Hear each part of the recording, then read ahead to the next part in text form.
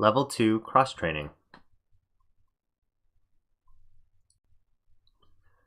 For cross-training in this level, we're going to focus on our ab or core strength. The main reason for this is doing overhangs, you're probably going to start to struggle a little bit with your core strength.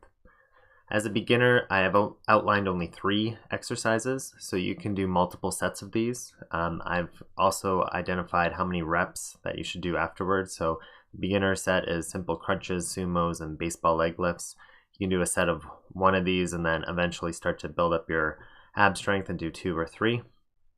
If you're advanced, start with all 3 of these exercises and then continue on to all the exercises that I've outlined here.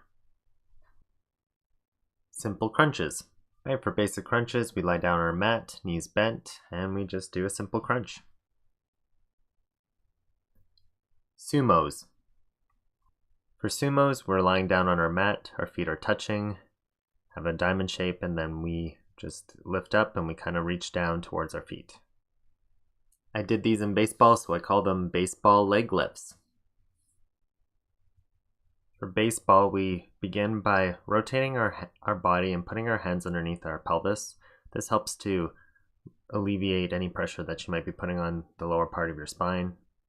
And you just want to lift your legs up, and as you come down, you want to hover your feet above the floor. You don't want to actually be touching the floor, and just move them in and out. Bicycle, we're going to do a Pilates version and then move into a twisting version.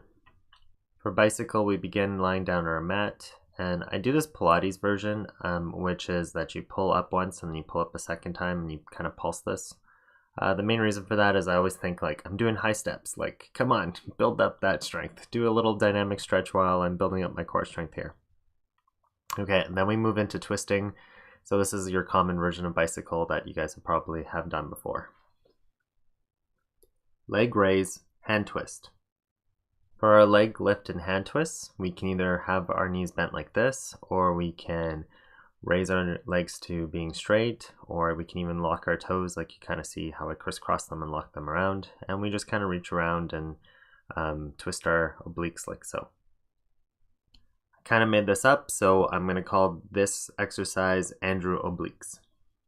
For my obliques, these can be a little tweaky on your back, so if you don't have that strong of a lower back, please don't do this. So what I do is I begin by rotating and lifting up on the side like so. I can also open up my palms a little bit to just increase my wingspan, just to make that a little bit easier for me. And then I rotate. So I was first on the left, now I've moved to being on the right, and then I go towards being in the middle. Swiss ball twist. For a Swiss ball twist, you see I grabbed a soccer ball. This kind of helps me to just balance myself, and this is an easy way to do this. You just want to put that Swiss ball about in the midpoint of your back, just around your shoulder blades, and then you just rotate, kind of pause in the middle. If you want a little more advanced version of this, you can hold weight and then you can start to rotate. This is kind of nice with a plate that has handles on the side, as you can see. And you want to make sure that you're keeping your pelvis lifted up off the ground, and if you can try to keep your legs bent at a 90-degree angle, that would be great. Swiss ball match.